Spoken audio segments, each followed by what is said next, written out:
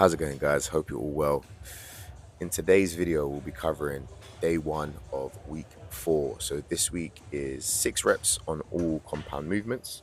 And as I did the accessory special last week, this is going to be my top set special for this week. So I'll be covering all my warm-up sets as well as what I do when I start my working sets. So in the warm-ups, I always start off with an empty bar.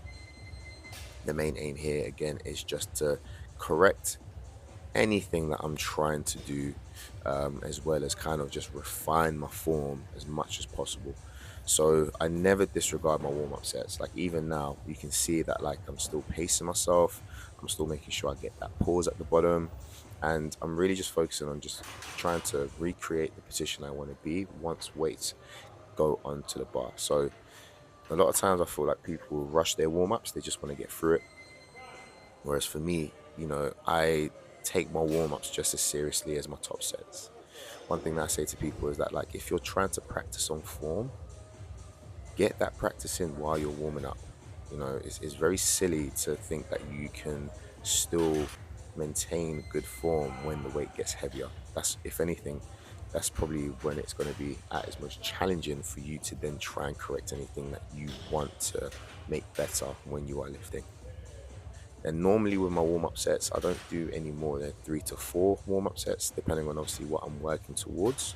But in this case, as I'm about to explain, when I start my working sets, I don't necessarily start with the weight that I want to continue on for those sets. So I do something called an ascending set. So this is set number 1 of 2, 6 reps with a pause, and this is 132 kilos because it's a 32 kilo safety squat bar.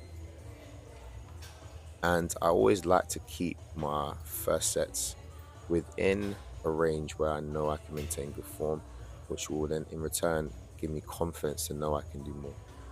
So I always want to try and almost do better than my heaviest set per week, as opposed to thinking that I want to do that top set for 2 sets, if that makes sense. So now we get on to that last set. This is 152 kilos for 6 reps, again paused. And as you can see here, very minimal differences if you see my warm-up sets to how I am now. Like I carry that same quality all the way through. Of course, it's not going to look entirely the same because again, there's going to be way more weight on the bar than I did before.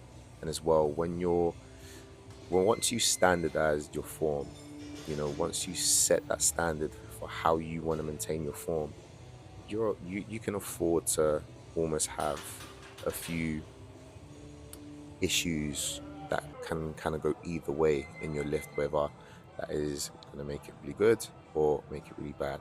For as long as again you stay in a safe position and you're still strong within that position, that should always be prioritized. Then we move on to deadlifts. Now you're going to see pretty much just the one warm-up set here, especially after I did all of those squats. I felt like it was just a bit unnecessary to now try and do loads of warm-up sets to then go into my deadlifts, especially where I'm not really lifting too heavy in this case.